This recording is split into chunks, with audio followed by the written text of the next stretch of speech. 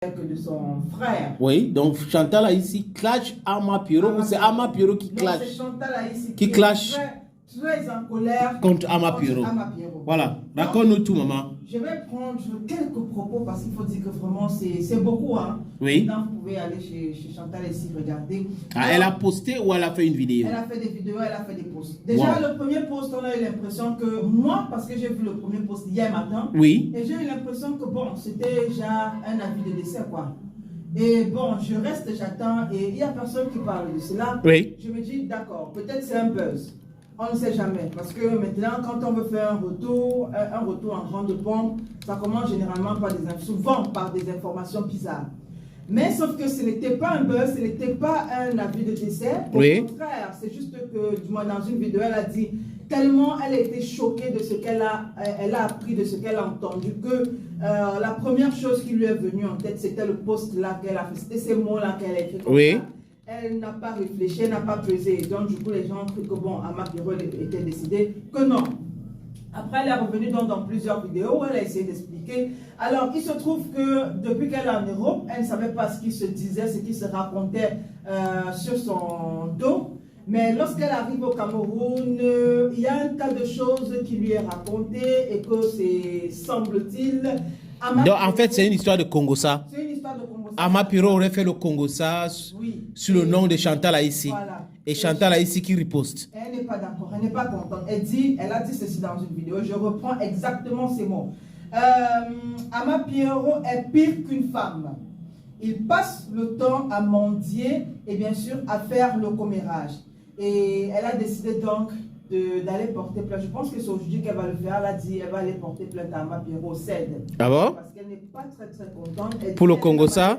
Elle est même allée voir le grand frère Ange Ebogo-Emeran. Oui, le papa. Quand ils ont fini de causer, elle était tellement dépassée que tout ce qu'elle a fait, c'était mettre ses mains sur la tête.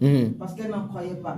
Elle continue en disant que Ama Piero, il est venu à Bandjouma avec la nouvelle génération. Ils sont venus la trouver dans la musique, mais elle a estimé que bon, ce n'était plus son temps. Elle s'est retirée. Mais que si eux, la musique ne donne plus, ils devraient faire autre chose. Trouver un business qui doit leur procurer de l'argent et non passer le temps à salir certaines personnes parce qu'ils veulent absolument qu'on leur donne de l'argent.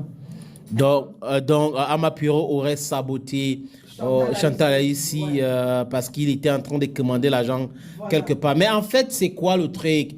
Ama a dit quoi sur Chantal? Est-ce qu'elle est ouverte là-dessus? Elle n'a pas exactement dit ce qui s'est dit. Voilà. Oui. Elle n'a pas exactement dit ce qu'on lui a dit. Mais dans plus d'une vidéo, elle est en larmes. Elle est en larmes. Elle pleure? Oui, elle est en larmes. Waouh, c'est sérieux, hein? Ce qui se passe réellement, ou pourquoi même il est arrivé à ce point. Pourquoi c'est Ama Piero qu'elle considère comme son grand frère? Elle est allée jusqu'à dire, attendez, il y a des gens qui peuvent vous donner, c'est normal, quand quelqu'un, s'il veut te donner, il va te donner. Mais le jour où il n'a pas, et que tu vas lui demander, s'il te dit qu'il n'a pas, comprendre qu'il n'a pas, c'est pas une obligation. Donc certainement, Ama Piero aurait demandé de l'aide à Chantal. Ou même à une autre personne. Non, je connais Chantal. Elle, c'est une dame grande. Oui, voilà. C'est ce que tu as dit là. Elle a comment? Oui. Et certainement, peut-être que... bon, je dis ça au conditionnel, pour ne pas dire quelque chose. Et que Ama Piero n'a pas bien pris. Voilà. Donc tu comprends. Et donc, Ama Piero, n'ayant pas bien pris, et elle est la sabotée, voilà, de l'autre côté. Oh là là. Et elle arrive au Cameroun. Elle veut régler le compte à Ama Piero. Oui, elle tombe des nues, tout ce qu'on lui raconte, et elle dit, on va aller au CED. Oui. Du moins, dans une vidéo que je regardais, elle est dans son véhicule, elle dit, je suis en train d'aller au CED. Oui, je suis en train d'aller porter plainte à Ama Piero. On va régler tout ça au CED. Ok, ben, on attend voir. Ben, si on me posait la question à savoir, Chantal, que je connais très bien, d'ailleurs, c'est une amie. Ama Piero aussi, que je connais très bien, qui est un grand frère. Ils peuvent régler cette affaire sans passer par le CED. Parce que même au niveau du CED, on va essayer chercher à les concilier.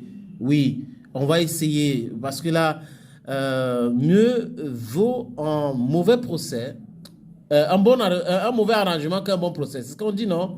C'est mieux d'avoir un mauvais arrangement qu'un bon procès.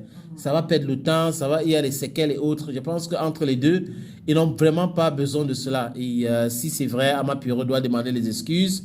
C'est pas agréable de voir des grandes personnes qui font ça.